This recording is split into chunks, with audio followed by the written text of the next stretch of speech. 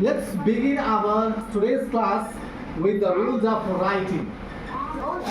In order to improve your writing, you must have to know the rules of writing. There are 26 letters in English alphabet. So those 26 letters are categorized into three groups. That is giraffe letter, monkey letter, and tortoise letter. What are giraffe letter? Giraffe letter whole taking. Body I may only B cancel. Yes. B D F S K.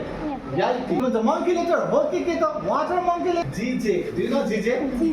जिजा भन्छ नि तिमीहरूले जिजा नभने अब जिजा भइहाल्यो त्यसलाई हामीले मायाले भन्न सक्छौँ जिजे जिजे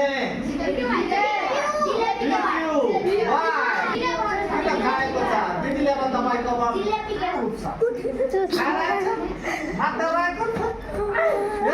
जिजे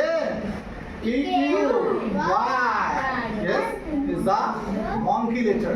Okay, त्यसपछि आउँछ tortoise letter. tortoise letter हुन्छ सेन्टरको लाइनमा वृक्षको लाइनमा मात्र लेखिन्छ है तल माथि कहीँ पनि लेखिँदैन जिराफ लेटर लेख्दाखेरि माथिबाट सेन्टरको लाइनसम्म टाउको कहाँ छ माथि छ यहाँ मंकी लेटर कहाँ छ सेन्टरको लाइनदेखि तलतिर है पुच्छ कहाँ गएछ तल आएछ है लास्टमा थर्ड आउँछ के tortoise letter. These are tortoise letter. But यो लेटरले राख्दाखेरि न माथि जान्छ न तल जान्छ सेन्टरको लाइनमा मात्र लेखाउँछ वृक्षको लाइनमा मात्र लेखाउँछ ओके यो सबै लेटरलाई तिमीले एउटै सेन्टेन्समा प्र्याक्टिस गर्न सक्छौ यो सेन्टेन्स तिमीले प्र्याक्टिस गरेर सारा लेटर प्र्याक्टिस गर्न सक्छौ कुन लेटर माथि जान्छ कुन लेटर तल जान्छ कुन लेटर बीचमा लेखाउँछ है सारा लेटर प्र्याक्टिस गरिहाल्छ त्यसपछि तिमीले मजाले सफामा ह्यान्डराइटिङ लेख्न सक्छौ